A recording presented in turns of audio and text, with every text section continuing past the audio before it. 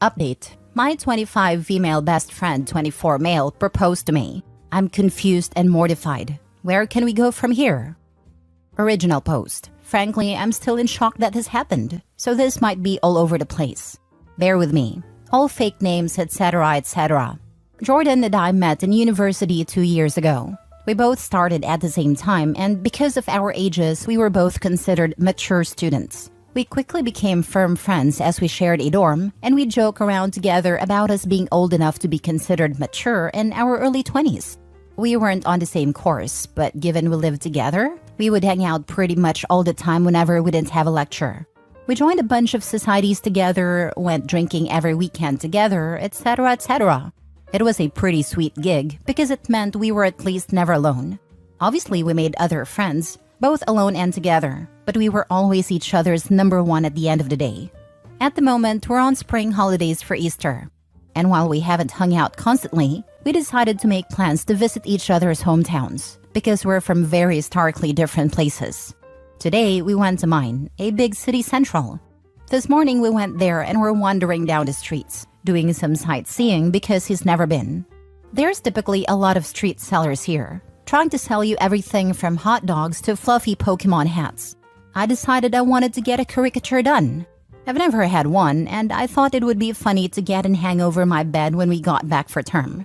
I asked Jordan if he wanted to get in, and he refused. No worries, so I sat down to get it done.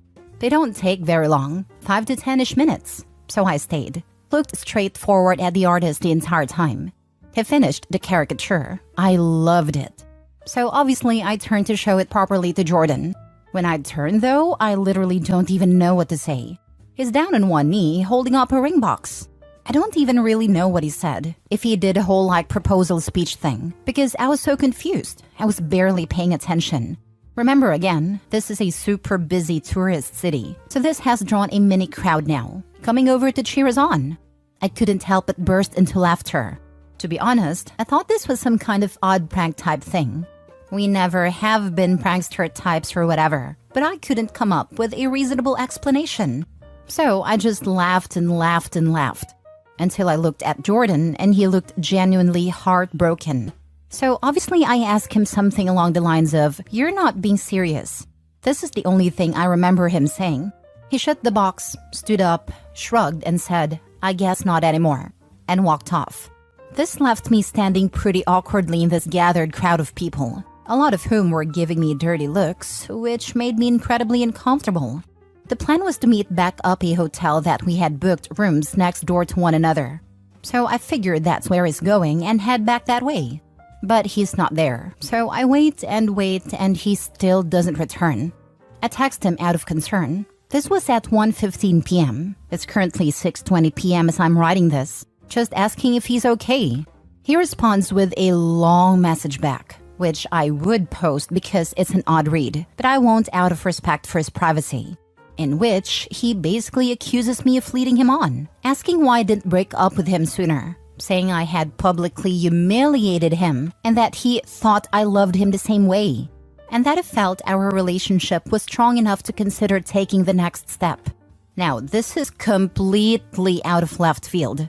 I literally have got no idea where in the world he's got this idea from. The closest we've ever physically been is a hug, hello, and goodbye. I've never even jokingly flirted with him for exactly this reason. I've had too many friendships collapse because they can't tell the difference between serious, interesting, and joking banter in friendships. So I've been extra careful to not. We've never kissed, never been on date, never had sex. I do not find him physically attractive, and I wouldn't want to be in a relationship with him. I don't understand where on earth he's got this idea that we are.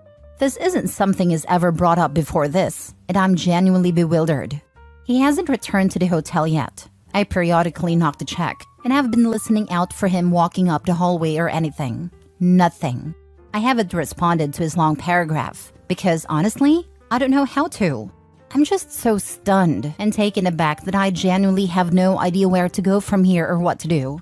I haven't told anyone I know in person yet, mostly because I don't want to bring this up to people who know Jordan. So here I am turning to strangers on Reddit instead. What in the world do I do? Now for the top advice before reading the update. If/when he returns, I would only meet to discuss this in a public area. It doesn't sound like he is taking it well, and his perception of reality seems to be questionable. Be careful. This, as a woman, you have to always think of your safety first, before you can consider his feelings. Keep yourself safe above all else.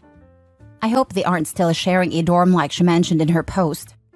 He is at the age where severe mental illness can really manifest. Reach out to his family and share your concerns. Normal, healthy-minded people do not imagine years-long romantic relationships with people. I would also avoid being alone with him until it's confirmed that his grasp on reality is not tenuous. Thank you. I don't really know any of his family, but I'll see what I can do. Is he religious by any chance? This could possibly explain how he could see the lack of any physical intimacy as compatible with dating. You're staying pure. I assume you've never dated/hooked up with anyone during your friendship with him? He's Catholic, but non-practicing. He believes in God and the Bible and such, but he doesn't go to church, and as far as I know, he isn't very strict in his beliefs. I've had hookups, but no relationships. He hasn't had any relationships, but I'm not sure about hookups. We don't even talk about that stuff with each other, to be honest. Outside of the occasional his fit, I would while people watching. This kinda happened to me. Like, not to the point of proposal, but I lived with a male roommate who was already a close friend of mine for several years. When I was moving out, he confronted me and basically said he thought we should continue our relationship and get married and get a pet, and I need to break my new lease and stay with him, among many other really unhinged things. It was absolutely out of character, and like you, we were friends for years. And there was never any indication that we were anything else. And I dated while we lived together. Long story short, he was having a mental breakdown and eventually got psych help. We reconnected like a year later and he explained this, and that he basically had a psychotic break and why. It's been like 7 years now, and we're still good friends to this day, lol. He's stable now and has a long-term girlfriend, and we're good friends as well. I would seriously recommend you alert someone to his mental state and not re-engage until he is back to reality, if/when that happens. Edited to add, I don't want to sound like I'm minimizing this. You need to be away from him. Wouldn't really recommend going to his hotel room, etc. If you have to meet, do it in public. Regardless of if it's mental health related or if he's gaslighting/manipulating you on purpose, he's not stable, so do not be around him. Either your presence will continue to add to his delusion or you risk your safety, or both. My first thought was mental breakdown. You need to contact his family members ASAP, as well as your own family and friends, to inform them of the outline of what's going on. It's not nice. I know you don't want to embarrass him, but at least one other trustworthy person needs to know the full story. Stay with friends. Do not meet with him unless in public. And bring a friend you know could physically back you up, who can stay on the sidelines. Bottom line is, he needs a psychiatric evaluation. He may be violent. Family needs to know that no matter how he is presenting. If this is a psychotic episode, he can escalate to violence suddenly and without warning. Do not make physical contact if you can avoid it. Do not invite him in. If this is delusion, he can quickly become convinced that family members or you yourself are imposters, and that his family is in danger, or any number of similar ideas. Now for the first update. Jordan did in fact not come back to the hotel. I stayed up until 1 a.m. before falling asleep, and he didn't return. When I woke up the next day, the hotel staff let me know he had checked himself out at about 6 a.m. I did end up responding to his big, long text. I took everyone's advice and told him that I was sorry it didn't go as he had expected, but that I wasn't sure where he'd got the impression that we were together. I said I'd be happy to sit and have a discussion about it all, so we could make sure we're on the same page. He was not happy about this at all, and he again went off, which a bunch of the same type of thing he'd said in his first message. It didn't really seem to be going through his head at all. Even in these new texts, he kept referring to this all as me breaking up with him, despite me explicitly telling him we are not and never have. Again, all his messages were very clear and coherent, even if what he was saying was not based in reality at all. He wasn't sending paragraphs, just sentences in really quick succession, which was blowing my phone up. He told me he didn't want to meet up with me to talk, because I had ripped out his heart and crushed it in public. I did ask him for specific instances he could recall between us that made him think we were dating, but he completely ignored the question and just kept going on and on about how hurt he was that I was breaking up with him and how he felt his world was ending. He said he loved me more than anything and had felt so confident that I had too, which is why he felt so certain about proposing to move our relationship along. Eventually, to be honest, I grew pretty tired of the conversation and stopped responding because it was just going around and around in circles. Me asking where he got this idea, him ignoring this and telling me how hurt he is and breaking up with him over this, etc., etc. He went on and on saying he thought it would be a ring I like because it was my favorite gem, ruby instead of diamond. It's got me wondering how much he actually spent on his damn thing. I didn't look very clearly at the ring, so I couldn't tell if it was something super expensive or not, and that he had been working up the courage to do so for a while, and figured doing it when I was at home would make it more special. For a while, he was just talking to himself in my texts because I wasn't responding anymore. When I checked back about 20 minutes later, I had something like 60 messages from him. Granted, they were all one sentences. At the very end, he apologized and told me that it didn't matter anyway, because I wouldn't see him around anymore. Obviously, I was concerned, so I asked for clarification. He said that he was going to drop out of university and go back home, because he couldn't deal with the shame. That's where our conversation ended. I didn't really know what to respond to that. As it stands now, I don't really know where Jordan is. I didn't ask him, which is my bad. I'm not sure if/when we will talk again. I'm sorry this is quite a boring update. Unfortunately, I can't excite everyone with and then he turned up at my door and then he sent me flowers or whatever. It feels a lot isn't answered. I still don't know where he got the idea we were dating from. He hasn't explained that. So I'm sorry I can't give everyone that answer. I haven't reached out to his family yet. I did consider it, but if he's not having a mental health crisis, I don't really want to involve them unnecessarily. I understand not wanting to involve family, but as you are close and in college, surely there are other friends/people who know you both you could reach out to and ask. You don't even have to go into specifics. Just be like, hey, did you think that Jordan and I were dating? Have you heard Jordan refer to us as dating?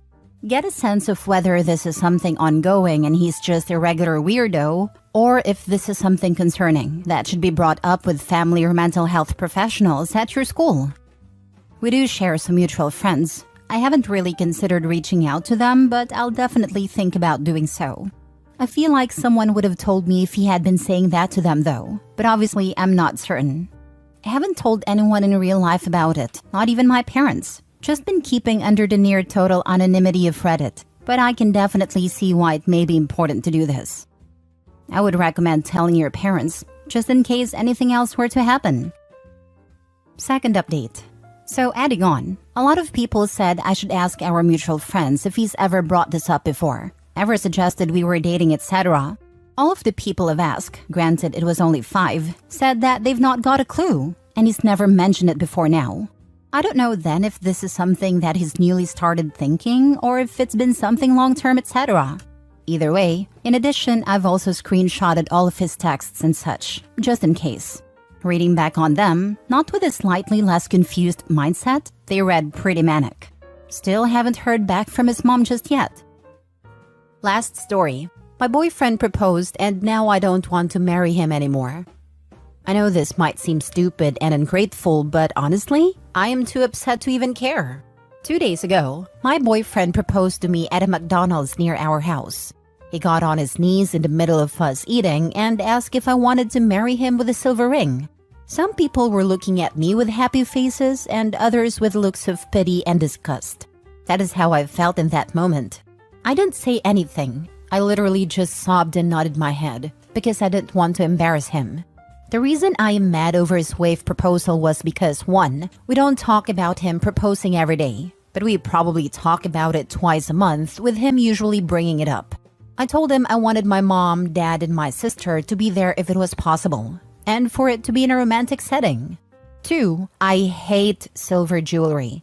I'm a gold girl and he knows it. I told him I would never want a silver ring, and if it does buy me any jewelry, it's gold. I feel like if you're asking someone to spend their life with you, then it should be more thought out and planned. I don't think this is the type of person I want to marry, but I don't know. I've been trying to convince myself since yesterday that maybe I hyped up the proposal in my head too much, that whatever he did would not top it off. I think anything but that would have been better. Now for the top advice before the edit/mini update. Maybe it's just me, but it seems like he went out of his way to propose to you exactly how you didn't want. Like he spent some time to think of and plan, so it's exactly how you'd hate it. I was thinking the same thing. I understand maybe getting the wrong ring. Hey, maybe he forgot. But to do it at a McDonald's when she specifically asked for a romantic setting and her immediate family to be there? Didn't seem too hard to do all that, but difficult to forget. Yeah, he actively did everything she didn't want. You could have forgotten everything. Could have forgotten gold instead of silver. Could have forgotten she wanted family there. Could have forgotten she wanted a romantic setting and end up proposing in a restaurant. Could have developed dementia the day before and forgotten absolutely everything that she wanted. And still, who the heck proposes in a McDonald's? Is he trying to get you to break up with him? Because this is so wrong. It feels like he did this on purpose. It's the McDonald's for me. It's like he purposefully did everything the opposite of what she wanted. No family, silver instead of gold, and specifically chose a terrible location as the final nail in a coffin. No way a genuine proposal would take place at a McDonald's of all places. Edit/mini update. I didn't expect this to get as much comments as it did. I wanted to answer some things and comments people have put. Why I wanted a gold ring. I wanted a gold banded ring because I only own gold jewelry. I never said it had to be expensive. I literally would have been happy with a simple ring with a gold band. I was more mad at the fact he knows how much I love gold and has bought gold jewelry for me before. We make jokes about how much I hate silver jewelry. How old are you guys? I'm 28 and he's 32. Do you not love him anymore? I love him the same amount still. We've been together for 7 years, and I don't think you can ever stop loving someone that quick. If you loved him, then you would accept any proposal. Well, if someone purposefully asks you what you want your proposal to be like and then they don't make it anything near it, I wouldn't be mad if he did it at the park, the diner where we usually go out to eat with our family, etc. I wanted the place to have more meaning and to be more romantic. Also, for the people who think romantic equals fancy, you guys are dead wrong. Now, to the people wondering if I ever said anything about it, I did. We had a long conversation and he said that he'd rather just get it done quick than pushing our whole lives to do it. It obviously hurt my feelings that he'd want to get something done quick that has to do with him asking me to be in his life forever. He apologized and then said he'd propose in a different way. I didn't really know what to say because it felt like I was asking him to propose instead of him wanting to do it. We are not broken up, but we are also not engaged. We are in a weird place right now because I feel like a proposal is a big thing and he messed it up trying to rush it. Another thing is that he is literally my dream man. He takes me out to dinner every Friday, buys me things without me having to ask, and takes me out on trips spontaneously. This whole thing just threw me off all the way, which is where a lot of this anger and sadness is coming from. I didn't want this post to seem like I hated him, so I'm sorry if you thought that.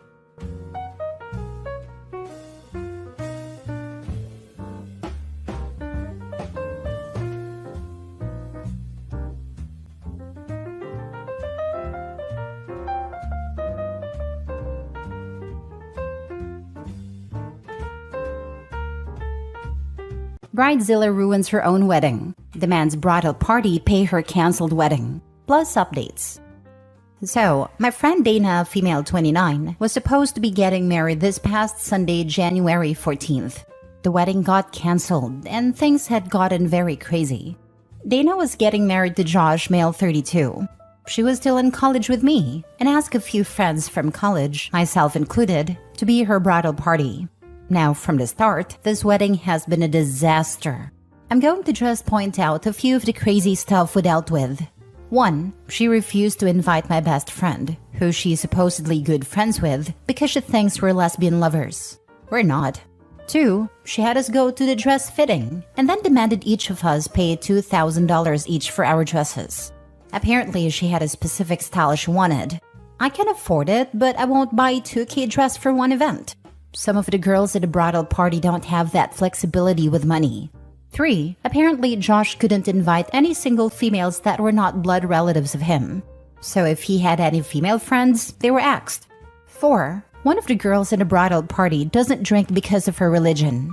Dana accused her of being pregnant in front of her parents and almost got her kicked out of her house.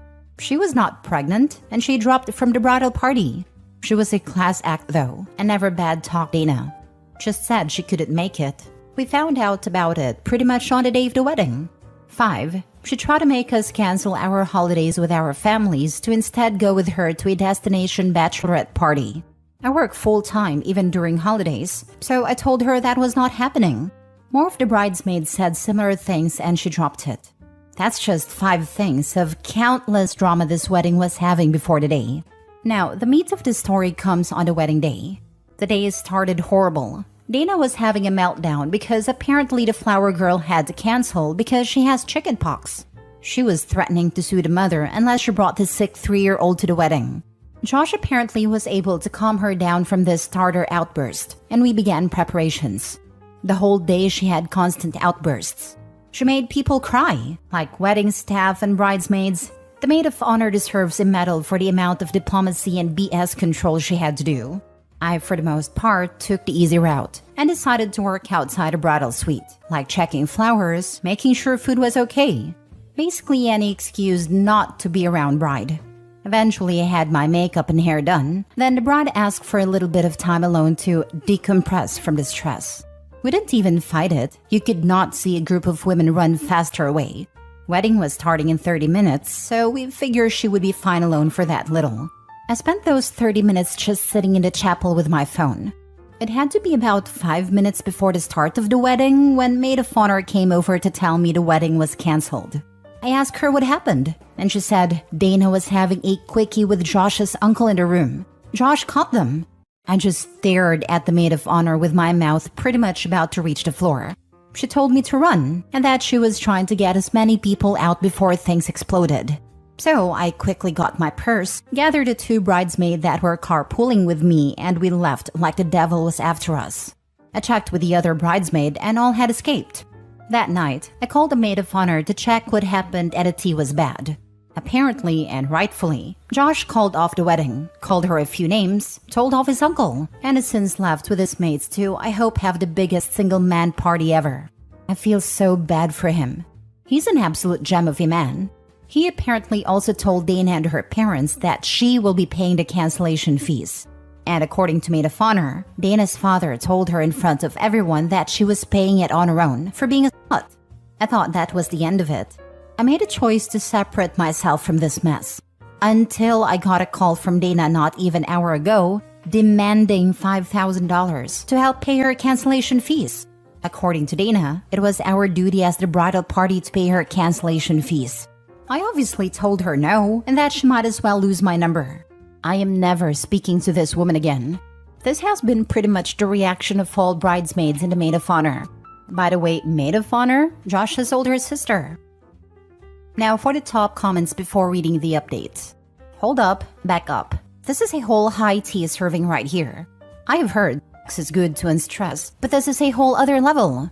Also, props for Josh's sister. Woman is worth her weight in gold. I mean, the sad part? She had her makeup and hair done, and we left dressed and ready. So yeah, she was wearing her wedding dress for this. Damn, she really didn't think her husband would notice that some other dude had just nutted in her? Lol, what a sloppy bride. Well, that was a ride. You do right in telling her to leave you alone. Actions have consequences. Oh, it's been the longest 3 months of my life, not gonna lie. To be frank, even if the wedding went through, I was planning to cut contact. She was a nightmare. It seems unfair, but I expect once her parents have calmed down that they'll likely help her pay the fees, maybe? Not that she deserves the help. I've just seen that happen once the storm is calmer. Her mom, maybe. Her dad won't. I've known them for years. Dad is very much old school, and I've never seen him cave. Ooh boy, way to start the year with a bang, if you'll pardon the pun. What an absolute crap show. Poor Josh. His sister deserves a medal for getting it all out though. Highly recommend inviting her and the other bridesmaids for drinks in a few weeks. If you happen to find out any more fallout from the disaster, then that's just a bonus. Or dinner, so the non-drinking should have been bridesmaid doesn't feel left out. We're having a barbecue next Sunday actually. Dana, of course, not included.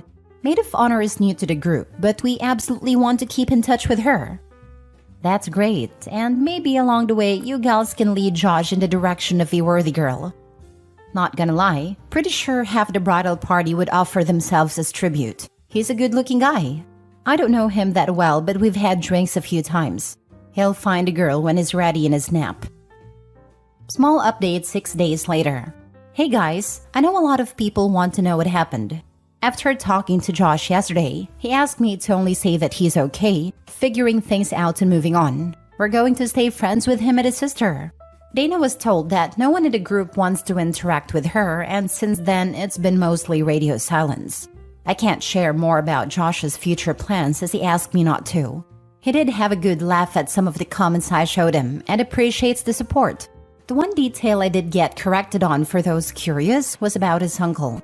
He's the younger brother of Josh's mother, and he's 55 years old. I thought he was married into the family, but I got that detail wrong. I also found out the most disgusting detail is that Uncle knew Dana since she was a teenager. Dana and Josh are high school sweethearts. So yeah, I kind of feel gross knowing that. Other than that, I got a major haul of cake. So at least I got something good out of this mess. Second update 2.5 months later. Going to start by saying he's doing much better. He's moved out to a new place away from Dana and has some of his mates as roommates. He also cut contact with his uncle, as did most of his family. He's put a pause on dating for some time, considering Dana was his first and only girlfriend for years. So he needs time to heal. Dana has now become persona non grata with my friends. She even tried to move in with one of them without telling her, by appearing at 10 p.m. at night and saying, "You can't send me away this late at night." Didn't work. Don't know where she's living now, but I can say for sure she's absolutely without any doubt very much screwed. She has 4 lawsuits. One from Josh for obvious reasons, one from his sister for the dresses she bought, one from the bridesmaid she accused of being pregnant, and one from Josh's uncle since apparently Dana used his credit card. She apparently moved in with him after the wedding failed. So yeah, she threw away her life, and she's very much without support. I saw Dana's parents some days ago, and they haven't had any contact with her since the wedding. They're actually moving with their other daughter, 22, to another state. As for Josh's sister, we've been hanging out for a while. She's actually become super tight with my friends and I. We're even planning a trip sometime next year with her and her 7-year-old to Disney. And yes, we've all agreed to divide a babysitting. We offered, she didn't press us to do so. Dana is a bridezilla who didn't just ruin her own wedding, she nuked all her relationships and her life. We love to see it. Slow clap. I would pay money that there's a bunch of people who are happy to see her fall from grace. I have a couple of people in my life who will end up in the same spot. Unfortunately, I won't be close enough to witness, but I'm hoping it is just as swift and certain. Can people just stop being bridezillas for once? 'Cause Jesus, Dana really nuked everything. The closest I saw to a full-on bridezilla wasn't full-on crazy, just way into her own thing. She was tiki-talking maniac and thinking everyone wanted to do 10 events for her wedding and spent a crap load of money. Her parents were upper middle class, and she was the only daughter and only grandchild, and was getting a lot of family help and blowing thousands. It was more time commitment crazy than banging uncles in her wedding dress crazy. She picked pricey but not unholy expensive dresses. I think I was told $3,500-ish. Like a lot of money, but give people a year's notice and they can afford it. She was exhausting and demanding, and wanted a lot of time commitment, but not expecting everyone to spend $2,000 on a dress crazy. She was so into her own everything for my Insta followers that she forgot nobody actually cared that much. She wanted likes and views. She needed likes and views. She was at the limit you can get to before an intervention is staged. She was exhausting, and I was at an arm's length from it all. Anything beyond that, it'd be a nope for me. Next story. Am I the a-hole for refusing to pay for my sister's wedding after she invited my ex instead of me? So here's the tea. My sister, Emily, is getting married soon. We've been close our whole lives until my recent breakup with my ex, Chris. Chris and I were together for 5 years and it was serious. We split up 3 months ago because Chris decided to pursue a career opportunity overseas and wasn't willing to move. Now, Emily and Chris have always gotten along, but I never imagined she'd take his side over mine. Yesterday, I got the shock of my life. Emily calls me up and casually mentions that she has invited Chris to the wedding as a groomsman. Worse still, she tells me that because of the limited guest list, I am not invited anymore. Her reasoning? She thinks my presence alongside Chris would create drama and ruin her day. Here's where I might be the a-hole. I was supposed to pay for half of Emily's wedding. It was my gift to her, as we come from a modest background and she's always dreamt of a big wedding. Feeling betrayed and hurt, I told her that if she thinks that inviting me to accommodate my ex is okay, then she should also be fine without my financial support. Emily blew up at me, calling me petty and selfish. She said I was ruining her special day and manipulating her emotionally. Now, family members are divided, with some saying I'm justified and others saying I'm being too harsh and letting my breakup affect my sister's happiness. So Reddit, am I the a-hole? Now for the top comments. Not the a-hole, don't bite the hand that feeds, etc., etc. Putting the ex aside, why the heck would you pay for a wedding you're uninvited from? Did the people on the sister's side not hear that? Geez, OP, you're so mean. How could you not foot half the bill? Yeah, you can't come, but family.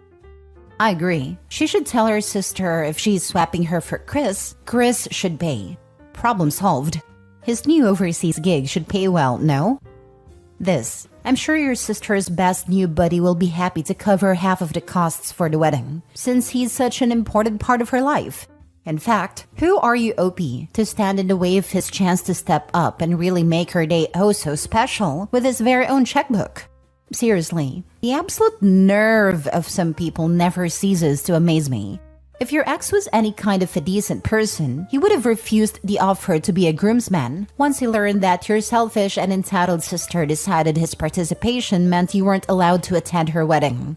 The fact that people in your family are defending her behavior and still expect you to fork over thousands of dollars for a wedding you aren't allowed to attend is equally mind-blowing. Your sister chose your ex over you, and she should live with the consequences of her cruel decision. Don't give her a single penny, not even if she changes her mind and oh so magnanimously deigns to allow you to come after all. She showed you how she really feels about you and who she really is inside. And when people show you who they are, believe them. You're honestly better off without such toxic people in your life. I suggest you utilize the handy-dandy block feature as often as you need to in order to cut the BS out of your life. Take some of that money you are saving and take yourself on an epic vacation. Be sure to take lots and lots of happy vacation photos and tag them all "wish you were here." Last story. Am I the a-hole for telling my sister-in-law that maybe she shouldn't get with married men next time? My brother, male 40, and his ex-wife, female 40, got divorced out of the blue. According to his ex-wife, she was always clear that she didn't want kids. I don't know the whole truth because my brother honestly avoids this question. Anyway, we were all still shocked when they got divorced because these two loved each other and were inseparable. Very soon after, my brother introduced his girlfriend to us, his very pregnant girlfriend. Math ain't mathing. Mom confronted my brother, but he said it just happened, so he contacted the ex-wife, and after some prodding, she confessed that he has been saying that he wanted children and was having anxiety because they didn't have much time left. This was 3 to 3.5 years ago. He cheated on her. She found out about it and asked for divorce. Anyway, one day after divorce was finalized, he got married to his affair partner, female 29. Now they have 2 children. My brother had changed a lot and he wasn't himself anymore. Always brooding and looking miserable. Of course, with 2 children, you have other priorities, but he became very asocial and didn't do anything outside of work. According to his new wife, he wasn't like this when she first met him. He was happy and laid back. Now they fought a lot. Or mostly she would cry and yell at him and try to get a reaction out of him, but he wouldn't give her anything back. Then one day, he moved out and filed for divorce and shared custody. This was 2 months ago when he told us that he was getting a divorce. Now he spends his weeks without the children, with his ex-wife at her apartment. I think they have reconciled, or at least they are hooking up. I don't have much contact with him anymore because I am disgusted, but he was his old self back, happy and open and full of life. His current wife, pending divorce, sometimes spends time at my mother's with the children, and it is great and all, but she would not stop talking about the ex-wife. This morning I was there, and as usual, she started talking about her driving by the ex-wife and seeing my brother's car. She was angry, and I get that, but I was starting to feel sick. I mean, my brother is a total C-word, but honestly, for me, she, his current wife, is close second on a C-word scale. I was thinking this to myself absently until I was brought back to the conversation when she was yelling that she felt used to produce children so his ex didn't have to. I got agitated because, while I don't understand why his ex is seeing him again, she did not use his current wife. So I very sternly and loudly said, well, maybe next time don't sleep with married men. She was shocked, then started yelling at me, and I told her that she cannot possibly not have seen that he always loved his ex-wife, and to stop lying to herself. She started crying. When she left, my mom started crying too. Then I started crying because I think I'm the a-hole too. But the problem is, none of what I said was the truth of what happened. I called my brother to yell at him and told him that he should have thought about his children instead of breaking their home. He hung up. Not a-hole. A castle built on another woman's tears won't hold. She was told some home truths. She had an affair with a married man and then married him a day after the divorce was finalized? All I care about now is my nibblings, and I'm afraid both losers will use them in this horror show. Yeah, she insisted to marry him a day after the divorce and made a big deal out of it, sharing memes about shackles breaking on her Insta stories. The C-word. I just can't get past what an a-hole your brother is. If I didn't have my niece and nephew, I would have never wanted anything to do with him ever again. But I want the children to have family and support because they're gonna need it. Damn, girl. I find this extremely entertaining for me, but not you. I'm sorry. The real victims here are the children. I hope they go into therapy. The adults can go and get screwed. They're too young yet. They will probably need therapy the rest of their lives with these parents.